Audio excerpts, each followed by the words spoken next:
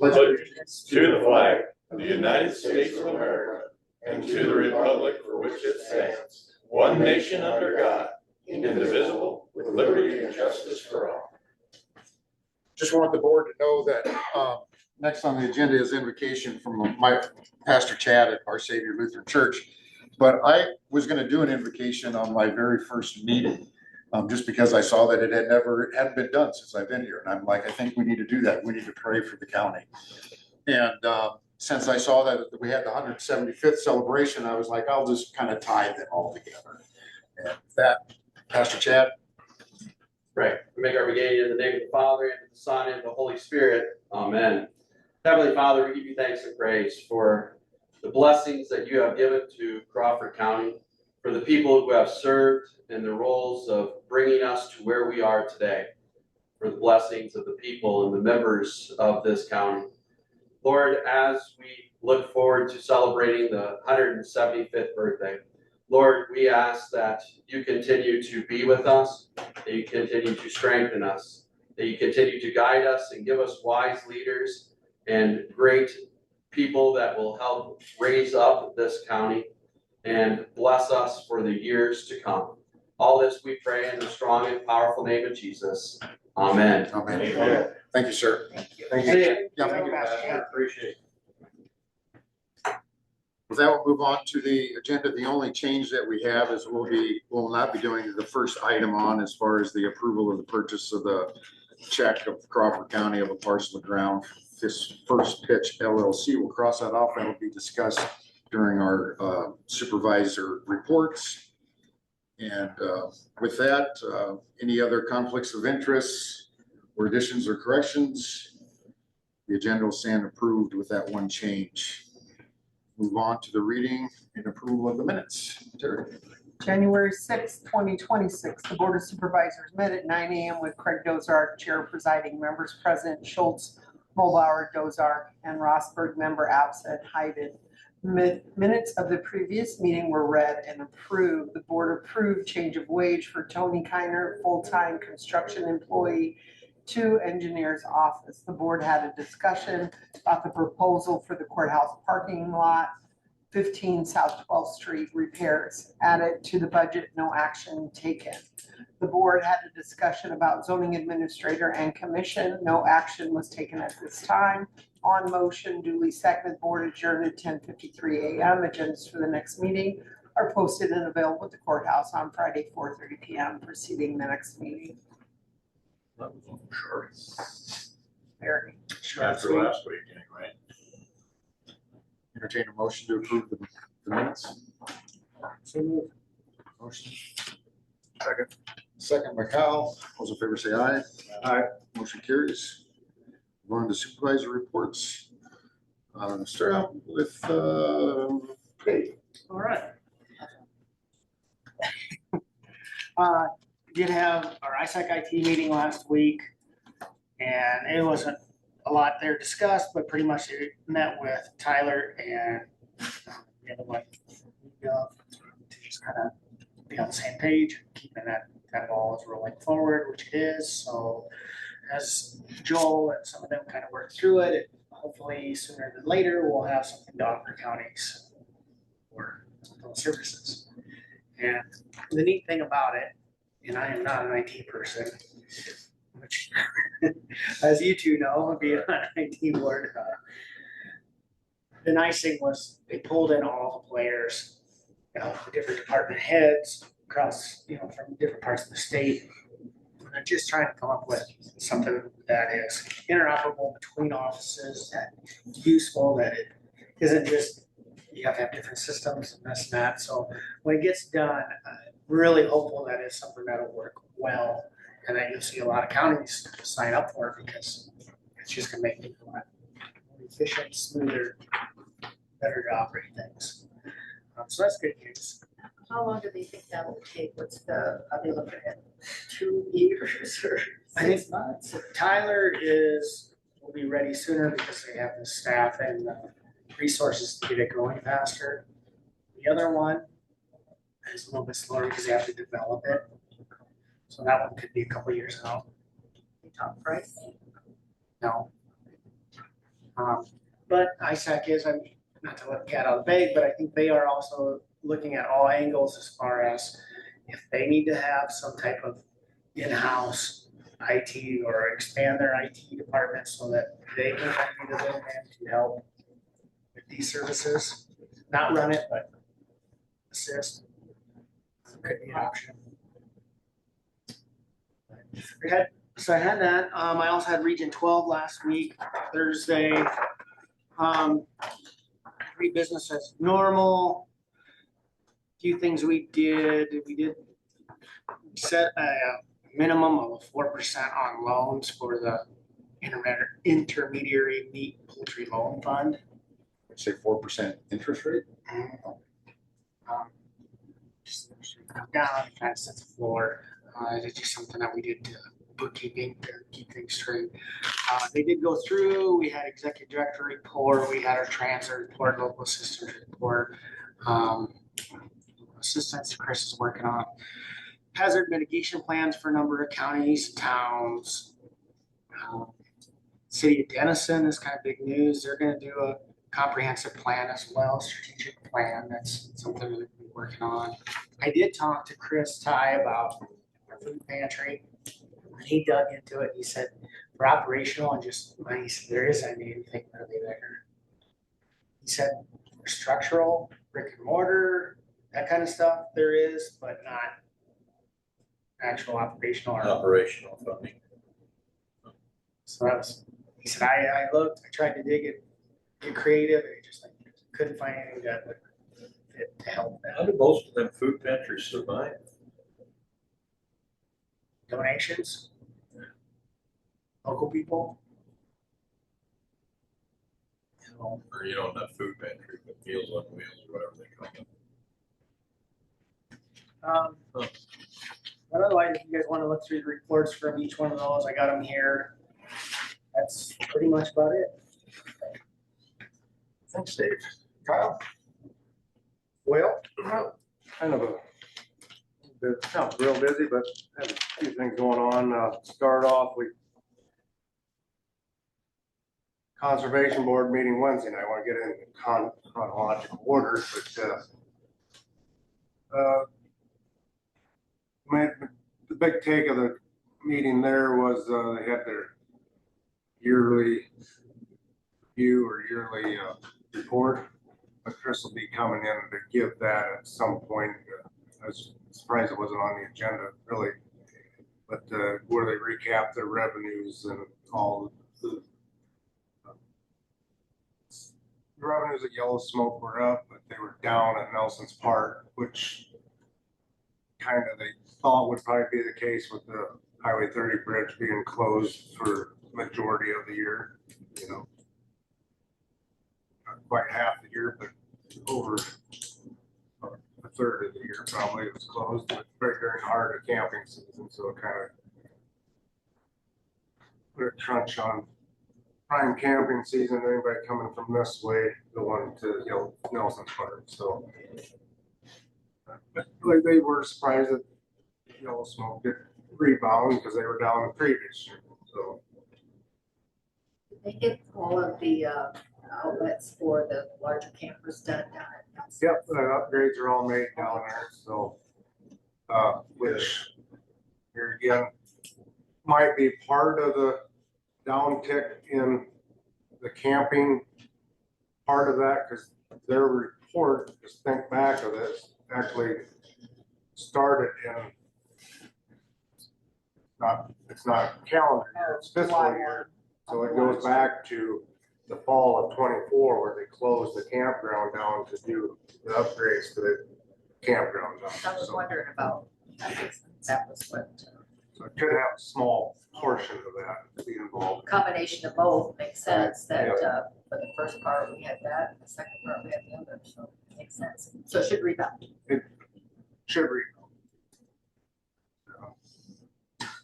Other than that, there wasn't a lot on the agenda talking about people out concerned about out ice fishing yet. You know, the ice was thick early on, and now it's pretty much all open water Yeah. again. So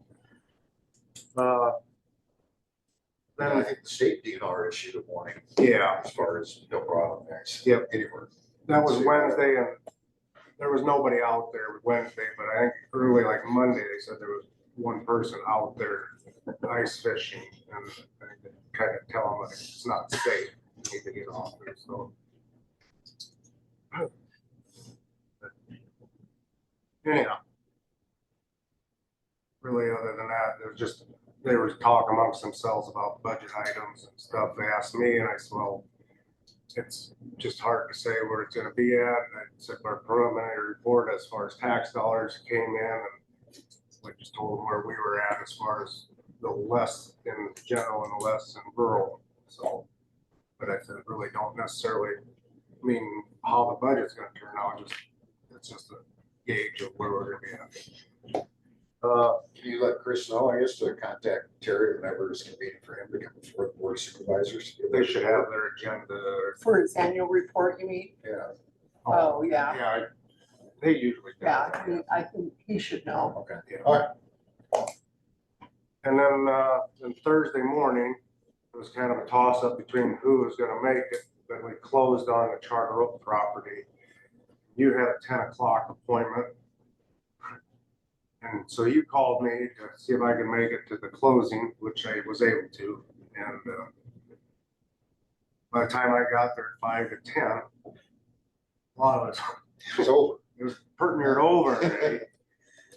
Alan Nipper and Kent, Paula, myself signed some papers and then Shaken showed up with a check and it was done. So Went smooth. yes, we're officially owners of that property, and I think Ben was gonna stop at Crawford Agency and make sure we have insurance on the property, so. Okay. Think about that. Great idea. Neither did I, but I thought we probably should have much work if we've been done to that property already, we probably should have. I'm sure, nevertheless, we're officially owners and we officially have a fence around the whole property now too. They got that done Thursday as well, so. That looks good now, doesn't it? Our guys put the fence in. Yep. You did a good job. Yeah. And then, As long as the cows don't come sliding down the hill in the mud through the fence, we're in good shape. 5 barbed wire. 5 barbs, yep. Yeah. Wood, steel, wood, steel, so nice fence. Yeah, Really good job. good. Did a good job. Nice and straight. You know, they did, Kevin asked what our plans, if they're still the same plans, and I kind of told them that we might be a bigger building, a little bigger building, and he thought that was probably a better bang for our buck. He thought that was, he thought that was good. See how it turns out. With that also, it might kick the can down the road a little bit further too, is ground funds for that, so. And then, just kind of the rest of the week was working on, you and I spent a lot of time trying to, first figuring out what we needed, zoning commission appointments or board of review or board of adjustments, or, talking with our assessor or such. So we did finally figure out what we needed. And zoning commission appointment, we got one on today, which was a Bria. Yeah. And then I think Dozart was able to find, we needed a 5th person to fill that. And then we also, board of review, which Bobby Kroll vacated on his retirement. We can only make a suggestion to the conference board. The conference board has to review because they work under the assessor. The board of review, board of review. But your person would be willing to serve on both of these boards.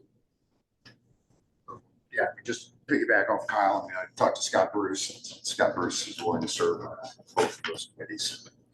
Bruce, he just said that he's in Texas 2 months in the winter. I said the shouldn't affect. Board of review usually meets in May. Zoning board hasn't met, I don't think, for a few years. There's not a lot of zoning issues because it only deals with the non-incorporated areas of the county. So incorporated. Any city, they have their own zoning commission that deals with that. So not a lot of people changing ag to residential or commercial. So they don't meet that often. I think I've only seen them meet once. So if we could put that, Terry, I guess, on the agenda next week to appoint Scott on the zoning board, commission board. And then, yeah, when on the 27th, when we have our conference board, we'll have that on the agenda for the 27th and 8 a.m. on the board. But we still need to find I'll talk to Paul. 2 Board of Adjustments, 2 realtors to fill that, so. Were you gonna talk to a couple of realtors? I was gonna talk to Jim Brown about Okay. his daughter. Okay. I won't get back until, but I will, Okay. or it done. All right. So, Yep, I knew you were on vacation, I said Yeah. I'd bother you last week with that, so. Other than that, I think everything should be full. I think so. We can start the year off with them full, that's usually good. Anything else, Scott? Oh, yes, center meeting Friday. That's it. Okay. And the only thing I'll add to mine as far as the Scott Bruce is I did go to the education award that the Denison Broadway Elementary School got. And first time I was inside the new and old facility, I didn't make it to any of the open tours they had. What a wonderful, wonderful building they did, and the creativity, I guess, of the architect that did that, exemplify the old part of it, and especially that outdoor on the south side, making that the cafeteria area. I mean, if you're from Denison, you went to that school at I some did. point in time. I did go to that. And it really is, it's really, really nice that if you haven't been there and they ever have a tournament or something there, I encourage you to walk in there and look at that. It is really nice. But, and I will just say that, of course, I did get a chance to talk to the governor afterwards. And she just said to me, Craig, I'll let you know that after next week, you'll have something to talk about. Oh. So tonight, you know, she has her state of the state address, and so she will be addressing property taxes in her address. So we'll see tonight what the governor is proposing, and I'm sure after she proposes something, everybody else will be out with what they want to do. So I guess it starts today as far as us trying to figure out what we're going to be able to do in the upcoming year. How it's going to affect us, because whatever it's going to affect us, we know that. We just don't know how much. You should have a watch party. And there is that DOT meeting tonight also. I don't know if anybody, I'm gonna try to get. you're going to try to get there. It's from 5 to 7, I think, in the community room. And DOT's talking about putting out the roundabouts and the 2 bucket of worms, and then replacing the bridge over the railroad on 59, 30, 141. See, this is a 29 to 31 time frame. Is that what they're talking? Because I heard, I thought it was 28, but maybe I'm wrong about that. because this was what concerns me, because I thought this the was- gentleman that works with Anderson, he's gonna be there. 'Cause he contacted me yesterday and he says, well, you know what else they're planning in 28 is closing the bridge on the west side of Anderson's. So they're gonna have this closed. He says, how are we supposed to get grain in 28, 29? I don't want to speak out of turn, because But that's his concern. It's a legitimate concern. So this then concerns, this board is gonna transfer all that traffic onto our rural road system, which is not designed for 50 to 60 semis a day cutting through the back roads to get to the ethanol. I don't want to speak out of turn, but they did have this. And this has been a couple of years back that I seen this, where this bridge was scheduled before that bridge out there at the railroad. The railroad bridge was scheduled before that, like a year or 2. Well, But things changed, so I don't know. originally I thought that these railroad bridges were supposed to take place this summer. Yeah. But I think now with the roundabout project, it got into a bigger project, so changed things, because a year or so ago, they approached this board about renting some property for this summer to replace railroad bridges. Now it's moved to 28.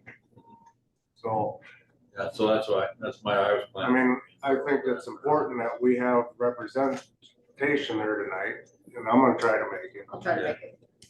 So we at least have an idea what's going on, or voice our opinions. Remind me again where it's at. City Hall. City City Hall, Hall. upstairs.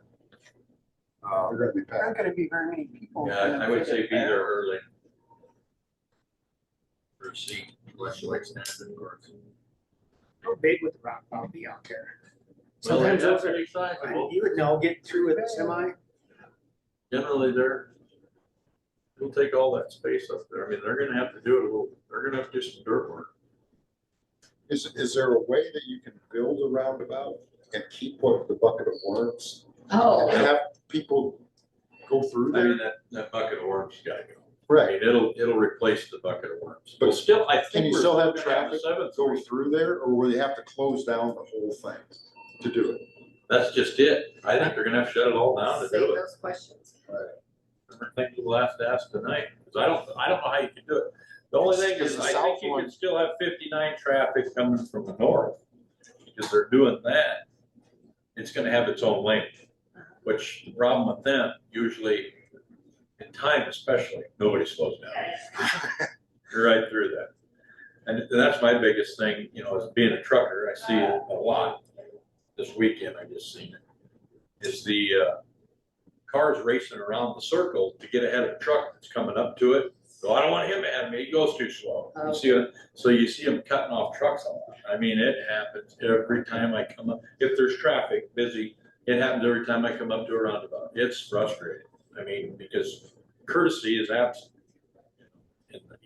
Especially if somebody's running late for work, they don't care. Because the south bucket of worms seems like that'd be large enough to do the roundabout. The north one, you just like, man, they're kind of crimped for It space just there. depends on how much stuff they're gonna put in it. Because what's it like navigating a roundabout? I know they're bigger with a semi. They got the part they always brick, whatever they do, the middle, so your truck can ride up on that if you're having Right. to squeeze it tighter or something. I mean, but, them there you gotta be careful with too, because they'll slope them. And if it's icy, you'll watch your wagon slide. How the hell mine have had that happen before too. But they design it pretty, if And the you've extra ever wide- been on any of the other Iowa ones, they're usually big enough. Okay. But they like to have that extra lanes for a main road to go around to expedite traffic. And boy, oh boy, you got a vehicle that's longer and takes a while to get across. Because I mean, this being, certainly it seems like almost on a daily basis, you see oversized load trucks coming through here. 30 is pretty popular, even 59, as far as that's concerned. And when you've got the windmills and the Usually blades that's for the got windmills coming through, and I'm just like, man. how do Them they- trailers steer on that car that's following them real Yep. close all the time. They Yep. actually operate that back of that trailer on a joystick. So they can steer that around that kind of stuff. That's I see. them operate. I didn't know that. Yeah, but that's big loads like that. I mean, a normal oversized load, generally, you gotta take an oversized load through any state, you gotta get it approved in that route. You gotta be on an approved route. So the DOT knows what roads can or can't. Should have be all taken into So will they have consideration on plans design to of these. show exactly what it's going 30, like? 59 are, They're I hope both so. busy roads. Yeah. especially So for that that one kind of traffic. And 39 has become the shortcut to Omaha off of 20.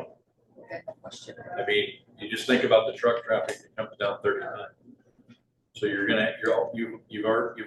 we've got a heavy truck traffic lane right through Denison. Right, right. So that's why it's right, they built a bigger truck stop. Right on. That's why, but anyway, there's a lot of traffic, so I mean, I'm sure they'll take that into consideration. I get to talk to them guys at the Freight Advisory Council, the DOT, Stu, and them guys from there. And they're a pretty thoughtful bunch, I mean, they look things over real close. Their primary thing is always safety, so I suspect that's what part of this is. But even the people that like to visit Mr. Vetter over the hill, You know, I think that's more to do with the damn cell phone. I mean, I don't know, I cannot see this corner coming up. I mean, I know it's over the hill, but how that, a roundabout's not gonna change that, you know? So I don't know, you know, we'll see, won't we? Every time you call a road the bucket of worms, it just doesn't seem like a good design. Yeah, I think C.W. McCall coined that phrase on that Wolf Creek Pass song, anybody remember that? Larry germs. Yeah, yeah, well, look like a blurry. There you go, that would look like a bucket. Can't go or. Yeah, that's gonna be interesting, so that's why I want to try for that. Okay. I thought it was at dinner time today, so I was worried about us getting out of our meeting in time, but, you know, because Tom or somebody reached out to me, and asked if I was gonna go and plan to, and I was planning to if we got out of here, but now I should have plenty of time, on to something else. I know, I think I read that comment of yours and I'm like, I looked at the agenda, I don't think we're gonna be there till 5 at night. but- Well, I didn't realize it was 5 tonight. Maybe Ty's got something in store that I wasn't aware of. Well, if I get the conversation, we could be here then. Have you heard, I mean, is that what you heard, Gordon, too, is 5 to 7 tonight, or? I think so. I have, I can't. I would find out.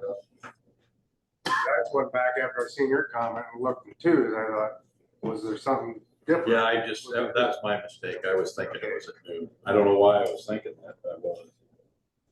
No, because the state address starts at 6, so I was thinking of going to the meeting from 5 to 6. I thought at least we'd have, the presentation would be done. I'm not really that overly concerned about everybody's comments coming back afterwards, because some are gonna be for, they're gonna be against.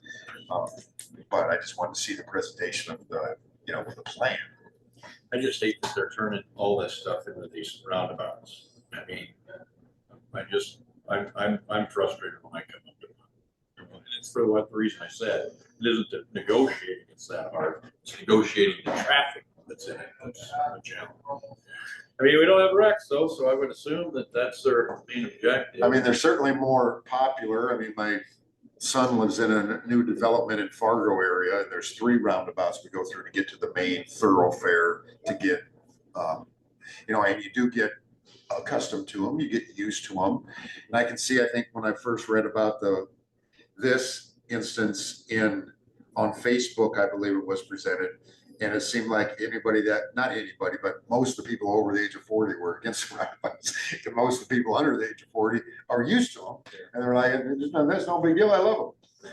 So, you know. They are a little scary at first, but then my son has probably about that many just to get from his. You do get used to them as to how they work. The first time you come up to them, though, you are Very wondering, yeah. right, Absolutely. People are going pretty fast usually. especially from It shows that rural Iowa.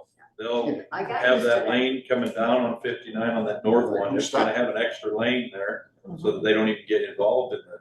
But, you know, I mean, blending with them again afterwards might be a bit of we're asking, is there enough room to do all the stuff they had in that plan, and how's it gonna fit and sit? So we'll see. I'm sure it'll be on the board tonight. Right, and I mean, if you have to shut it down, I mean, what is that gonna do to the businesses? Well, that's what I'm worried about. They'll have to basically shut the intersection down. Right, so people just avoid it and And they'll if it use gets 20 and rain 80. months. They won't even come through town. Yeah, I don't know. Just you think about I it, don't there's know. all the traffic that comes, you know, just think about Smithfield and all the trucks, as soon as you unload, you run down the wall. I mean, you could sneak around, but so are we gonna be sneaking through town to get over to the Wabash? You tell us. Well, we're gonna have to try to get there some way, so that takes you down to the stoplight. You come down 30, stoplight, wiggle up through. Across the railroad tracks there. Is there a wash at the old Krychek's place? Yeah, that's for trailers, for reefers.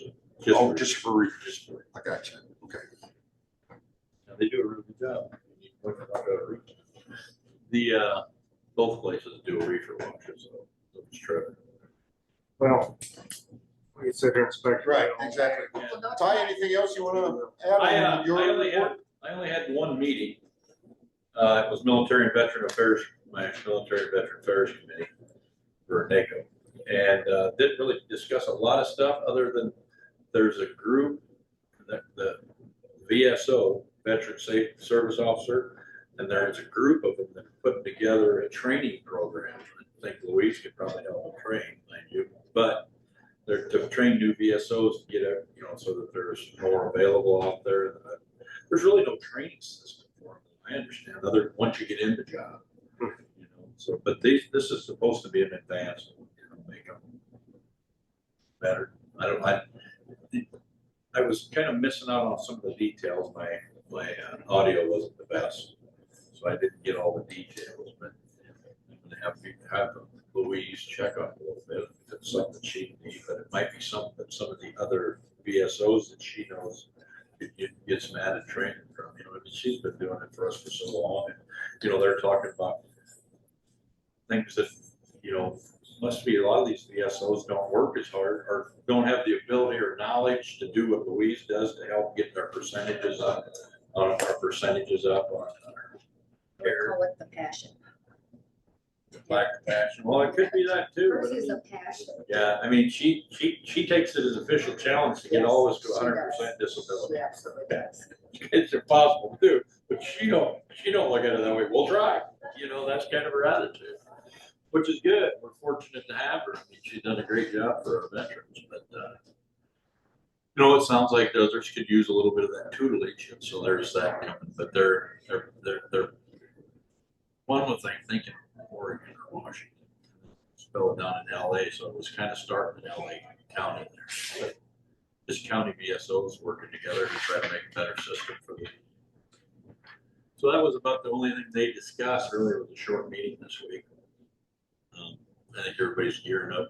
You know, we got our legislative conference in February, and so that's coming up. So everybody's kind of gearing for that. We were supposed to have a leadership meeting for ag yesterday, and Owen is not be feeling very good at all because I've never had him cancel a meeting because of him before. But he's a good staff. We're really fortunate on ag and rural action caucus to have him for our chief staffer because he does a great job. But hey, do you know I've never been in our ISAC office. Obviously, you have. Are they all back to work down there, or some still working from home? No, they're all back to work. I thought they were. Um, That was my question for yesterday, because I was having trouble in the first in the morning to get a hold of Katie, but she could have been in meetings and all kinds of stuff. And I just wanted to make sure I wasn't interrupting her on trip. they're in and out. We had this discussion a couple times. They're all back in the office. Of course, some of them are in and out all the time. Yep. Go to the Capitol, just on their county visits, meeting with legislators. Sure. And then they do have some flexibility if, like, more like with the IT people, if they're working on projects, they might come in most of the week and then have a day at home working on it. I just was curious because the same thing at NACO, I always wondered how the heck they make that work, because some of them kids are from everywhere. I mean, they just took she's a supervisor in West Virginia, Tammy Tincher. She was on our staff, or our leadership vice chair on ag. And she actually has a job with NACO now. And she is outreach, so we'll probably get to meet her. She's very bright, super lady. She's she does the outreach to the states now, and she works from home. Think about the broad size of it. You're covering the whole country. That counts for Hawaii and Alaska. So, I guess it really don't matter where you're at. But with the big office they had, I don't know that even they could fit everybody in there if they tried to get them all in. But they still had I was out there last time we were in the office, and they still had an amazing staff in there. I couldn't believe all the things they do on their own. All the paper, all the mailings and all that stuff. They print everything and they do all that stuff right there on their own. So cost effectively speaking, I mean, it was an amazing little setup there. I know. How much of that are we able to do? I mean, we obviously don't have the size and scope to deal with. I know Andrea is very on top of who's doing what, when, what they're working on. They have their weekly briefings with different people within ISAC to, because they break off and do different things. Yeah, you know, like her being very engaged in the government policy side of it too, so that gives us three up there on the hill pretty steady. I think that's very beneficial for us, because it gives three of them. Because I mean, I think just dealing with what the supervisors are dealing with, I mean, every different auditors, treasurers, county engineers, I mean, there's so many things that we're dealing with. That's a lot to attack. I think they even pulled Beth Manley up to the hill Yeah, yesterday. I seen she was on the picture there. Yeah, I mean, you keep her up there from a legal perspective, that never hurts. But, And when Jason was here, I mean, he kind of said that ISAC seems to be more organized. yeah, and more engaged. More engaged, more focused than what they did in the past. I think the back to blue thing, and I don't blame ISAC for that as bad as we probably could, because they stuck that in at the end of session. I asked Jamie Cashman about that. He said, well, it came in at the 12th inning and didn't have time to really process what it was, but it the ripple effect. Yeah. Well, and then here's the thing that, and even NACO's challenges with this, and obviously ISAC is challenged with it. The State Association of Sheriffs would obviously be all about that. So how do you come in as NACO and say we're not for it? So if they don't have time to process it and be able to itemize the things that are within it, or see that, hey, you know, this is a great idea for the sheriffs, but look what you're doing to the supervisor's ability to, you know, manage the budget. When ISAC got, you know, they struggle with that all the time because we have what, 17, 18 different affiliates? Yeah. And our views don't always align. No, You know, they we don't. all have different jobs and, you know, even with that, you know, you have the sheriff's association and then you have supervisors and, you know, if they're for something, well, then you might have one affiliate, what are you for? You know, it totally against what we want. So they have to always kind of try to find that middle ground. And I actually said that to a couple of officials when I was talking to them. I'm talking about people who work at the State House, not our ISAC people. They said, well, when they came, they were registered undecided or something. I can't remember how that went. I said, that doesn't mean we don't have opinions on it. That's why you need to reach out to your people in your district, whether it's the supervisors or the other elected officials in the county, on how's this affecting you? Because ISAC can't always jump up and throw the whole load at you, because, you know, they got to represent all of us. And so, I mean, it's a challenge for them. So that doesn't mean we don't have an opinion. Right. It just means that you probably better dig deeper into the question. I mean, because it isn't that we were against it. We're just against how you drew it up. And they've admitted that, so, you know, subsequently. Well, how vague it is, you know, how you compare. Yeah, and I'm just using that one thing, for instance. I mean, there's a lot of things. What's it called? I mean, and politically, it came out, I mean, you know, after the George Floyd incident in Minneapolis, Yeah. and it became a national discussion. Are you for the cops, you know, for the police or against the police? And so it kind of made you stand on either, you know, one side or the other. And certainly Iowa notoriously is going to back the Absolutely. police. And so, you know, it's like, well, how can you not vote for that? You know, without asking the question, well, maybe we should ask that question. Who's going to pay for it? You know, how does this affect the county budgets? Like we're trying to All get good property questions that taxes nobody, down. I don't remember anybody asking back then. But there's other ways to support Same way that. with the property That's tax safety. talks, Exactly, same you thing. know, But they're We really reaching understand. out to us a better Right. now. So, but I mean, how is this gonna work? so sometimes it's on us. I think we're stepping up better Yeah. than what we've done. in the Sometimes past. it's up to us Making to our make voices sure heard. that you betcha. If they. Before they get, Gene, I guess I'll move on to you quick. You've got 2 weeks worth of stuff, so I usually feel 5 minutes. I was I was actually just saying. gone. So, and what happened? the week Where did you go before, on vacation? I went to Fort Lauderdale, Florida. Nice. It was nice. It was nice to get away. I took my soon-to-be granddaughter, so that was fun to show her around. And yeah, it was good. Weather was perfect. Travel, not so good. First flight at 5:30 a.m. had been canceled, so the rest of the day was just absolutely the worst experience ever. We made it Where'd you fly into Miami? at Fort Lauderdale. Fort Lauderdale. We were off. It seems like travel is just getting that way. I've been trying Travel is just to getting do my worse best to and find worse. direct flight. direct flights, because it's, when you got the hop, that's the thing that's It was, killing yeah. most people. Got shipped into Chicago, supposed to transfer from American to United. Didn't give me enough time to get that done at 5:30 in the morning with Delta, so then we had to go standby. Just, Pain, isn't it? a little bit, so. Yeah, that's, you know, when you're trying to schedule your arrival, something like the meeting, you're trying to schedule that as close to it as you can, so you're not having to spend an extra night or something. So you don't want to risk all that, because otherwise you're late for the meetings and, well, hell, Right. what was the point of coming? And what it does is it makes you nervous then, because I have a grandson that sometimes travels alone, you know, and I think, what in the world would you do if you were alone and you were, didn't have a credit card that kind of, yeah, so. But I got there, I got back, so everything's good. Well, you're on vacation, so you could always make sure that there was plenty of margaritas or. No, that did not happen until I got there. So you did, yeah. I watched too many of those shows where you can't get on.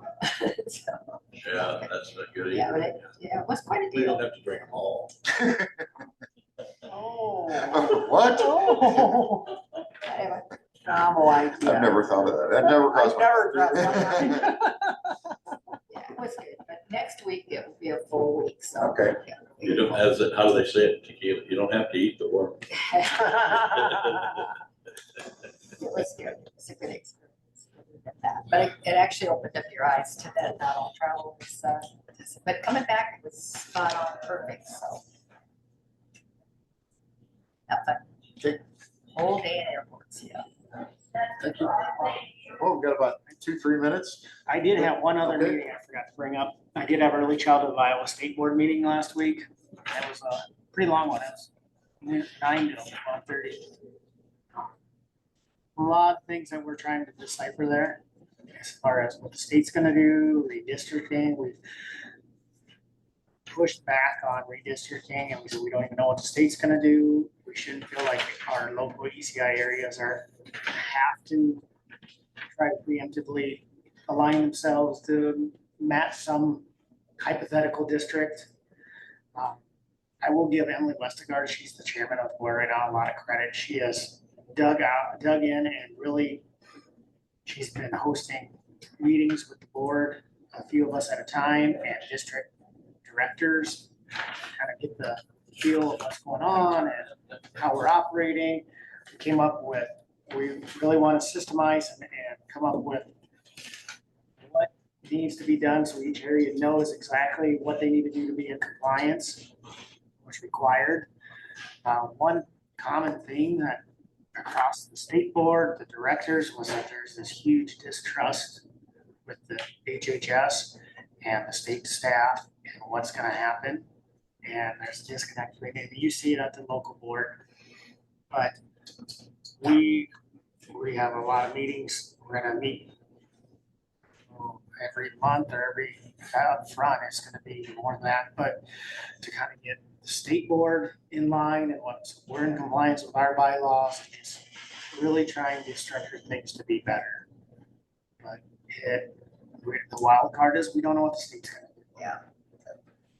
You can have it all figured out, and at the end of the day, it still doesn't mean that they're not gonna come in. It's the exact same thing they did with Jack.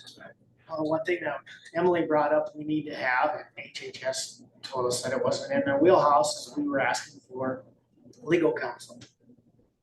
With our bylaws, how we're operating things, what we can do, not do. With some of the regions dissolving, like Lakes area, we had some legal questions. The HHS said, well, that's not our wheelhouse. You need to get your own legal counsel.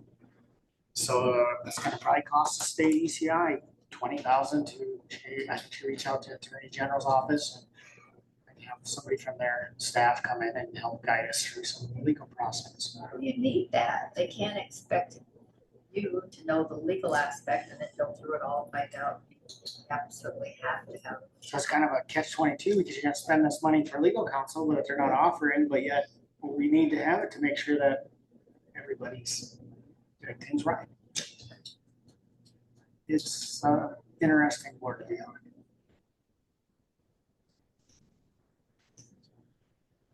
Anything else, Dave or Ty? Yeah, kind of surprised that Ben's not here. He's usually here. I'm just looking. Oh, this insurance deal here. 2024 cat motor grader. HCA value $500,000. 2025 value $497,000. It's costing us $2,396 to insure that thing. So we're paying.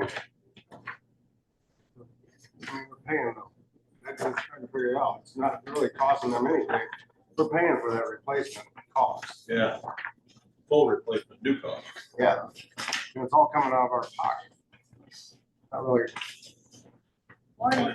Do you think it'd be better if we actually, if something got wrecked? If we didn't have new replacement cost insurance Well, that's account, that'd be I cheaper. 100% agree with that. I mean, this is in your wheelhouse, Doug. What's that? I mean, how many motor graders have we wrecked? We're paying 100% replacement value on all of your equipment. I mean, where they were told.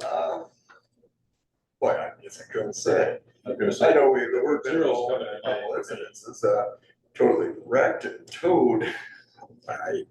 That's since I've been here. yeah, I I had a recall. bump over I here. don't ever Stated. recall one being totaled out. Yeah. The only one I So if we're remember paying was that the one much that for burned up insurance, in a shop, and that wasn't really. Or are you even large 100% enough to be self-insured? Well, I mean, you'd like to have maybe just some liability. We want to have some value added, but I don't think we need 100% replacement cost on everything.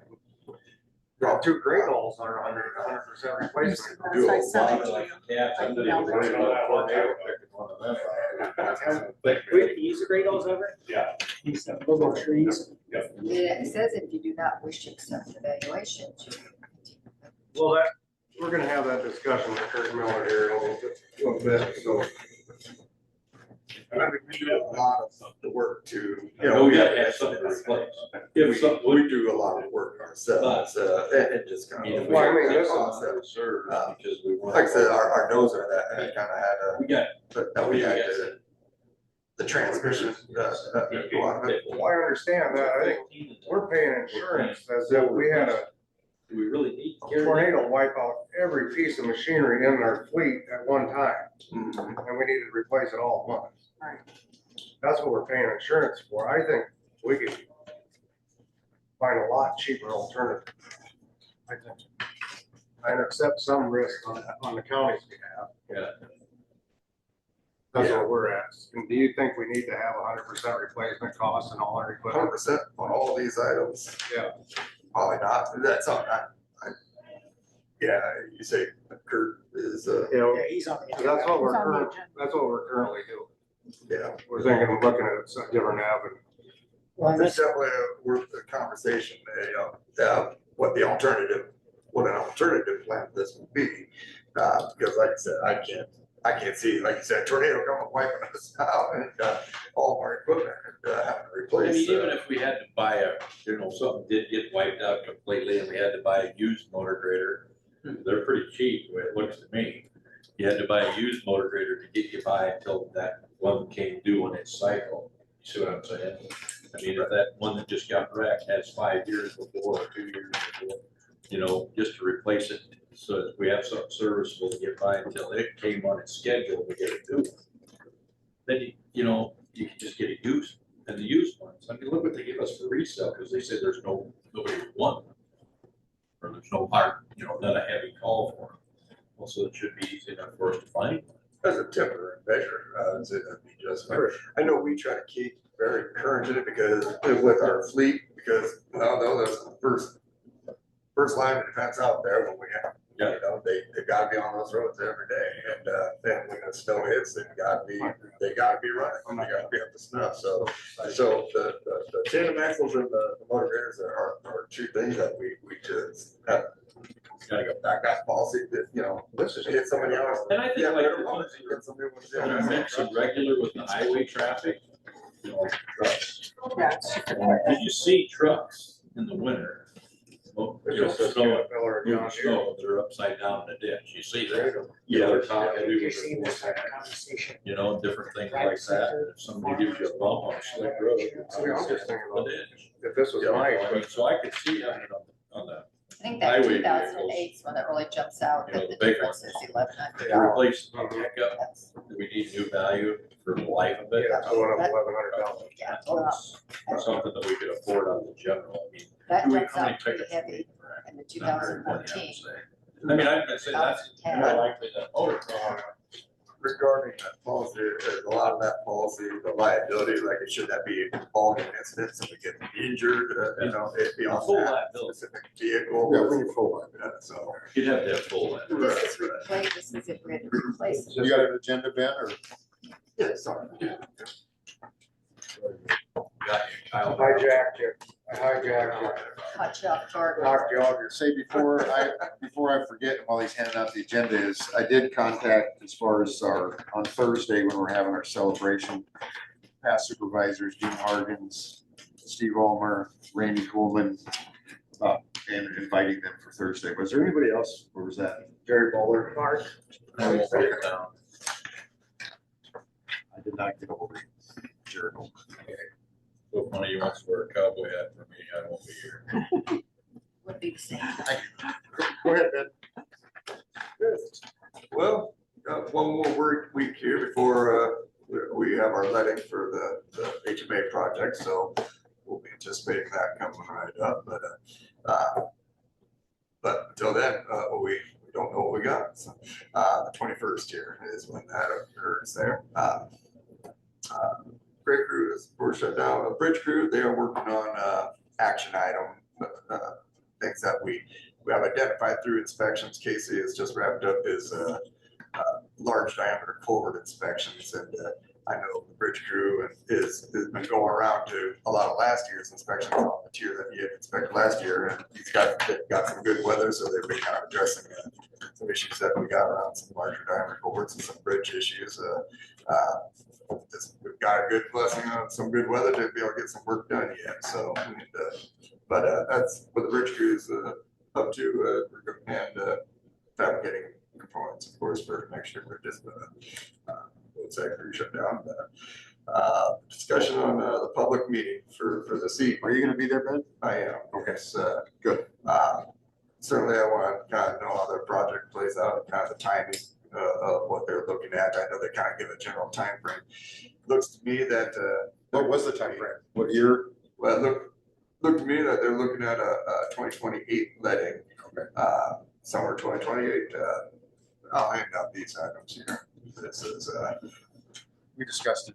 I'm A little bit. assuming that they got mailed to all of you as well, the email for the public meeting. This is what was clear at, but this is the project. They're replacing the bridge over the railroad on Highway 59/30. And constructing 2 roundabouts, and that's gonna occur.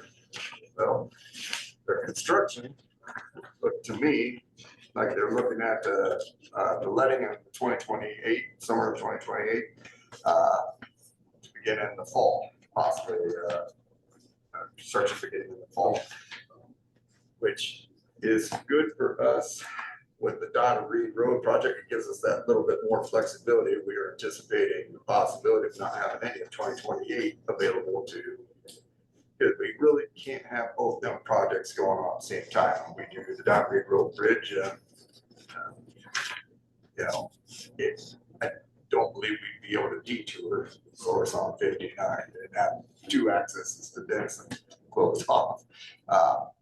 So this is good because we are still aiming for 2027 construction on the Donna Reed Road Bridge. Hopefully that all works out and no problems. But should it be 2028 that we'd be looking at doing some, should it spill over into 2028, we have that ability. Things out there not going to start until all of 2028. Can't really begin our project in 2028, get it and anticipate having it finished, but at least if we know a start date on theirs, we can say, well, that's the completion date for ours. You know, it's got to be done, you know, so they don't, our projects don't butt heads. So.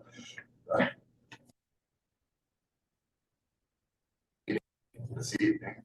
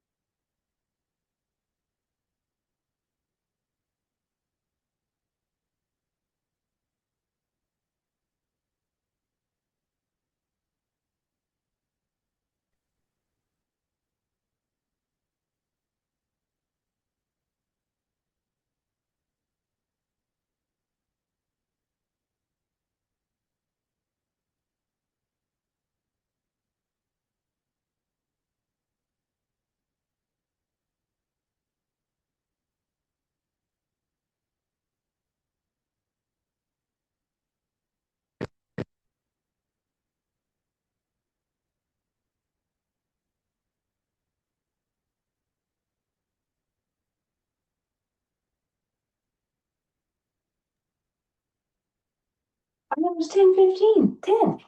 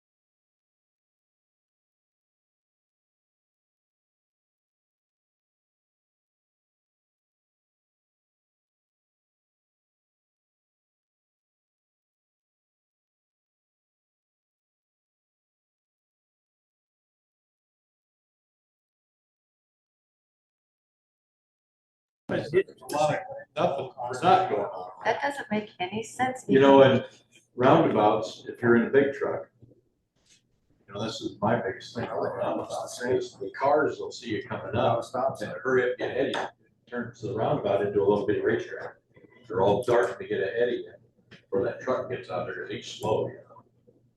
And that's been my experience on roundabouts. This here, it's frustrating, when you sit there at this yield sign. Well, why didn't they just leave a stop sign? I'd actually been able to go by now, you know? So, That'll be in any interesting event, to see.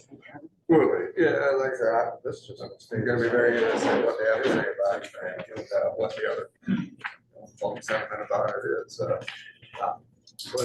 But like I said, for me, it's mostly about their timing and how that's gonna coincide with our progress, what you're and doing. how it's gonna be easier to route. Exactly, how many of our roads are gonna get affected, you know, because like Kyle brought up earlier, you know, Trevor's worried about the ethanol plant being closed off on both sides. Yeah, it would be. So if you see something like that, ask good questions. That bridge out there. Ask them how. Good question. How and how long? How and how long, and why? It's nice that we're getting Perhaps. some highway attention. I anticipate a big crowd. I do too. It will be a big crowd. I think so. What else you got? No, well, just a little bit of an update on Don Reed Road Bridge. not a whole lot of movement there, but we have resubmitted our 30% plans to the railroad. They asked for a revised 30% plan set showing how we've addressed the variances that they approved. And so we have resubmitted that to the railroad. We haven't heard much back from them in that regard, which may or may not be a great thing. So They don't respond very quickly anyway. If I right. remember right. But we're moving towards a development of our plans. We did have some request to draw up some acquisition plans. Going to be the land acquisition company going to be acquiring the right of way for the project on behalf of the city and the county. So guy doing that big work for us. Paul kind of had that set in motion this year. So well, we got to approve plats and make sure they look good, and then get that off. Do they have a start date on that, or are they still waiting for all this preliminary stuff to get done? Well, we'll have to have preliminary plans completed and then meet all the NEPA requirements and whatnot by, I have to see what that plan turn in, the date is, but to stay to a January 2027 letting, we'd have to have all that, our check plans and whatnot submitted by a specific date. I believe it's in October. So all those boxes have to be checked. So yes, we're working towards the preliminary plans and land acquisition would be part of that. Yeah. Okay. Aside from that, not a whole lot different news on the Boundary Road Bridge, but that's kind of where we're at with it. And like I said, the intent there is to try to be doing it in 2027. Hopefully that takes us away from all this. And everything goes off without a hitch. So, Thank you, Ben. It'll be interesting to get your take next week with what you saw at the presentation for DOT tonight. Be interesting to get your take next week. Early. Right. Thanks, Tim. Good job on the site over there. That's good. Oh, yeah. I'm gonna finish the rest now. Next on the agenda, we got, I'm assuming that's WM Wendy Mueller with West Central Community Action presenting to the board today. There she is. Good morning. Welcome. Good morning. Thank you so much for letting me join by Zoom today. I really appreciate it. So I just want to thank you, first of all, for your continued support of West Central and the programs that we provide residents in Crawford County. We are asking for the same amount as last year, which is $4,000. And that funding is used in Crawford County to help outreach services, any local match requirements for programs that we have, or support any additional funding needs for residents in Crawford County. I would also like to thank Jean for being on our board of directors. She's done a great job and is very supportive of what we do. So you should have a packet of information in front of you that details the services that we provided in FY25. Does everyone have that? Hello? Here. Okay. I can't see you, so I'm looking at a black screen, so I just wanted to make sure that you were still there. So I'll first go over the client demographic information. So we served 344 households that consisted of 764 individuals. Of those households, 47% were single person. 57% had an income below the 100% poverty guideline, and 50% received income from employment plus other non-cash benefits, which might include like SNAP, light heat dollars, or WIC. And then if you go on page 2, 41% of the households that we served were between the ages of 18 and 59 years of age. If we go on to services that start on page 3, we'll start with Head Start. So Head Start promotes school readiness for children who are ages 3 through 5 in low-income families. We offer a variety of services, including educational, nutritional, health, and social. We operate 2 Head Start classrooms in Crawford County, both located in Denison. They're both located in Imagination Station, and we serve a total of 26 children. We also have Early Head Start. So this program provides support to low-income infants, toddlers, and pregnant women and their families. We have a home-based option, which the families are supported through weekly visits and bi-weekly socialization activities, and we serve a total of 16 children in Crawford County. On page 4, we have Child and Adult Care Food Program, or better known as CACFP. So this program really promotes good nutrition, positive eating habits in children who are enrolled at family child care homes. We had 36 children who were enrolled at 4 homes that participated in the CACFP program. We also have LIHEAP, or Low Income Energy Home Assistance Program. This really helps qualifying households pay a portion of their winter heating bill. We had 337 households that received over $193,000 worth of services. And then we also offer crisis money. Those can help with furnace repairs or replacements, reconnect fees to get them reconnected to their utility, service continuity to help them not get disconnected. And we had 23 households with over $8,000 worth of money that we provided. On page 5, we have Family Development and Self-Sufficiency, or FADS. So this program really works with families who have children 175% below the federal poverty guideline. The specialists deliver really intense case management services, really tailored to help that family meet the goals that they're working on, to really help them get on the path of self-sufficiency. And we had 6 families that benefited from that program. And then page 6 just shows the program dollars for the value that either go directly to clients or vendors in your county, and that totaled over $971,000. And then page 7 shows the administrative and delivery costs associated with administering these programs, and we really do try to keep our admin at 5% and our delivery costs under 20%. And we accomplished both of those things. And then page 8 is just a summary. And as you can see, over $1.1 million of services were provided by West Central Community Action to residents in Crawford County. And again, on behalf of the employees and board of directors, I would just thank you for your continued support. Are there any questions?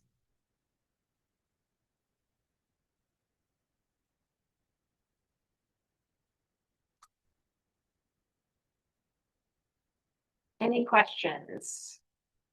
You're muted if you do have any.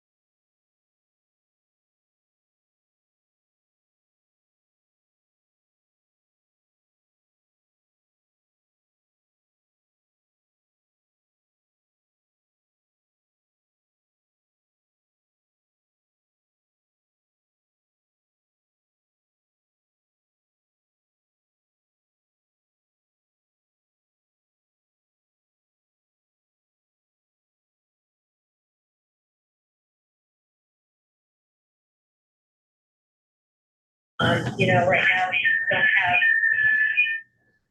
Bye.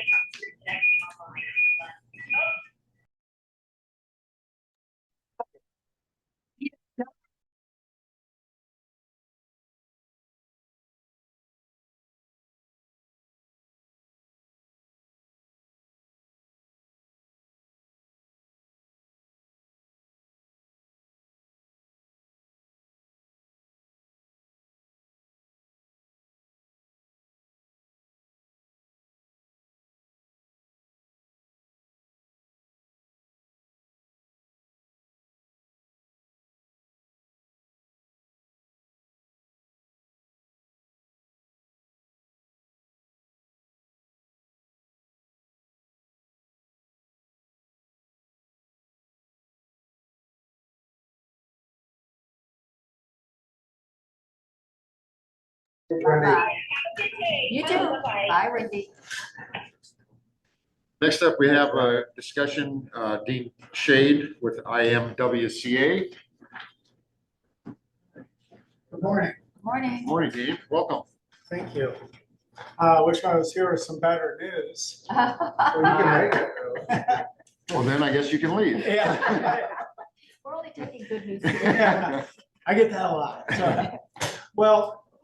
So IMWCA is the work comp provider for the county. We have been for many years. And it was probably several years ago. We went through a period of time where the county was having a lot of high losses. And we came and we worked with the county, and you guys as the county, really put your shoulder into it and turn that around. And, for a number of years, you guys had an extremely good loss history. People weren't getting hurt. Your premium was going down. Matter of fact, back in 2023, 24, your mod was sitting at a 0.66, which is about as low as you could possibly get. Before that, you were in the 70s, which again was very good. Everything was going along. But in that 2022 year, the county started to have some losses. And, we looked at it as, because your mod was so low and your premium was so low, that, hey, you had a one-off, we'll kind of see how this goes. Then we get into the next year and you had the same loss, a level of loss. So it was above 100% loss ratio. So then we're looking at 2 years. Well, then we came and started talking to the county about putting together a safety committee, saying, okay, your losses are going up. We want to get ahead of this. So the county, before, your secondary roads had kind of been where a lot of the safety had been. The county safety committee had kind of faded a little bit, and we wanted to bring that back. So they started meeting, and like anything else that hadn't been active, the safety committee was trying to find its way. And I'm not here to throw anybody under the bus, but it's kind of like they weren't sure how to proceed again. And so we were there. Bill Dickey, we were trying to let the committee find its own bearing, and that's what we typically do, because typically when you find your own bearing, you take off. That's, you have the ownership in that, and then typically they move forward much stronger. But it doesn't always happen that way. Sometimes committees kind of move and things happen where they don't get the footing, and that's kind of what happened. So we get into the third year, and the losses went up a little bit more, a lot more actually. to the point where you're now at 137%, your mod is starting to go up. And what happens is when you put 3 years like that together of losses, that's when the mod not only starts going up a little bit, but it starts going up a lot. So in the current fiscal year we are in right now, you went from a 6.8 mod, which again is very good, to a 0.81. So you saw, a 13% increase.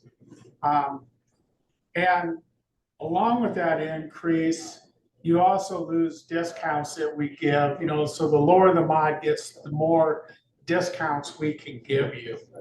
And what that equates to is, your premium went up a little bit.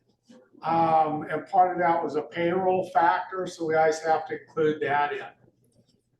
But the reason I'm here is now we're into this year where your losses, you're sitting over 200,000 in losses.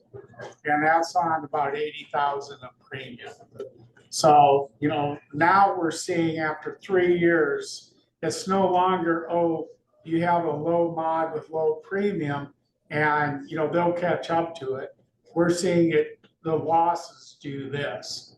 So even as your premium goes up, the losses are going up even faster. So what that means is upcoming year, we've calculated the mod. It's now going to be at a 104. So that's a 23% increase in itself.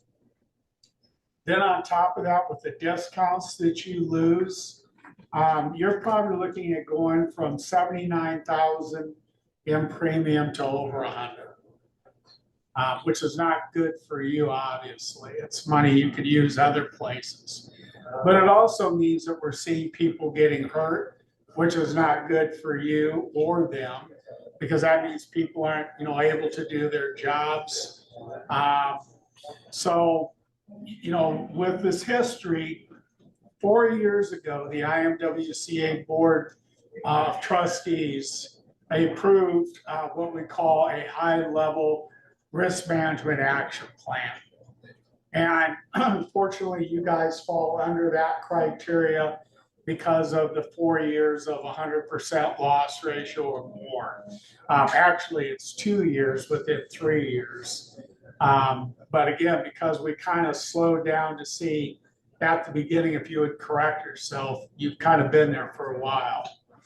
And what the high level plan is we're going to take your safety committee and we're going to turbocharge it. Can I ask you a question before we go on? Yes. Where are our injuries? I mean, I'm gonna guess it isn't paper cuts from the second floor. No, it's in secondary roads with some in law enforcement. So those are where you're at. But one thing That's where we should really be turbocharged. well, yes, that's true, but understand it could just, and looking at all the counties we have, it could just as easily be in conservation, because right now conservation is good. Tomorrow that could change. It could just as easily be in the courthouse. We could have a snowstorm and you could have people slip and fall outside with serious injuries. So what we're really looking at is not just fixing the 1 or 2 departments, but really helping the county create a safety culture as a whole. And by doing that, get back to where you were at. Okay. But you're right. And one of the things that I'm going to recommend, and I've already talked to Ben, because I came and I did a training for them about a month ago, is starting a departmental safety committee there. Okay. But in the meantime, we also want to get the county-wide safety committee rolling, because they're going to play a role in this process as well. So as the secondary road safety committee, as we work with them and we build with them, the overall county is going to learn from them and is also going to be able to audit them to make sure that they're not losing speed either as they hopefully improve. So part of the high level is that we have a plan that we have implemented with numerous other members. The one thing that it does is it puts a lot of skin in the game for you, in that as long as you are working with us at the level that we expect, we will continue to work with you. However, if you get to the point where you say this is too hard, we don't want to do it anymore, then we have the option of cancellation. Okay. Now, we've only had, I think, of 20 members that we have done this with. One of them just decided they didn't want to do it out of the gate. One of them quit halfway through. And then now we have one of them that's voluntarily left the pool, hoping to come back after they fix their problems. Everybody else is seeing significant progress. A couple of them, I mean, we've cut their premium, like what you guys, down into the 60s again. So we know this works, but we have to do this because there's times where we've left it voluntary and people get so deep into it and just decide, oh, our problem is fixed, we're going to move on to something else. But the thing is, where we're coming from is, to get a culture started, it has to be a 2-year process, okay? And through this, I mean, I'm going to be your advisor.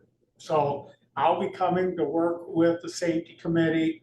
I'll be doing a lot of the training and stuff like that. So at least 4 times a year, if not more, I'll be here hands-on working to get those committees going. What we require is that you hold monthly safety committee meetings. We have documentation, keeping minutes, roll call, because all departments, regardless if you're having claims, all departments need to be represented. And right now at the safety committee, you're not always getting that, okay? We're going to require that they do incident review, and I'm going to train the department heads on that in the safety committee. We're going to talk about training, how we can bring this up, because one of the things that we have found is when you do safety training, you keep it in front of the employees that safety is important. If you only do it like 1 day a year, we're going to do training. Well, 1 day a year it means something, and the rest of the time they don't hear anything. It loses its effect. So we want to work with you on creating a schedule and on topics that are going to have an effect on your losses. I talked about incident analysis. We're going to do training on that, because wherever a claim happens, we need to really take time to dissect what contributed to that event. And not just, oh, somebody slipped and fell on ice, bad weather. But why wasn't that sidewalk clean? Why were they not wearing the right type of footwear? Why were they rushing? Why were they carrying something that obstructed their view? To get down to the cultural issues. And, when you get to that point and it permeates all the way down, and employees understand that, hey, these are things that I got to think about before I do stuff. Because when I look at some of the incidents that have happened, it's people doing first and then coming back and thinking, oh, I shouldn't have done that. And we got to change that around, because neither you or they or the pool can afford that. I already talked about the safety training, and we have different deals. And then looking at your written safety programs for the county, which we can help with, updating the safety manual, and then just on communications, making sure that, return to work, the county has adopted that years ago. That was one where at the time. They didn't want to do it. Let's say me, I was the first guinea pig as I returned to work. Yeah, Really? yeah. And I had a broken leg and had to come back to work, and the guy before me had a blister on his finger and got 2 weeks off, which made, at me, at that time was like, well, this is stupid, I had a broken leg, but it made sense now that I'm on this side of it, it really makes sense. You just had other duties, right? Yeah, I had other duties, but yeah, I had a little bummed up finger and had like 2 weeks off, but Yeah. now that I'm on this side of it, it makes a lot of sense. So Dean, how long have you guys been implementing this 2-year program for, if you want to say, problem counties? And what kind of success have you had? Yeah, it's with been that? almost 4 years Okay. that we've done this. And like I said, out of about 20 entities that have done it, we've had very good success. We've had one entity, and I'll back up. We've had 2 entities of why they were on it. They had a claim, but the way they responded to the claim showed us they got it. And so what we do is we extend the program 1 extra year, and one of them is going to graduate off of it. And they frankly, we were at the meeting where we released them and, congratulated them. And they're actually taking it up another notch. I'd like to bring up a point, because I was the chair when Kurt came in here the last time and we set up our safety committee. Fall of 23. There you go. Couldn't believe it was been that long, Yeah, but I remember. but this is the first time I've heard about it subsequently since. I mean, it's hard for this board to get behind, I mean, if we got a bark or what we gotta do. If we're not, so maybe that's something that we need to do, is make sure that we're getting a quarterly report from the safety committee, or.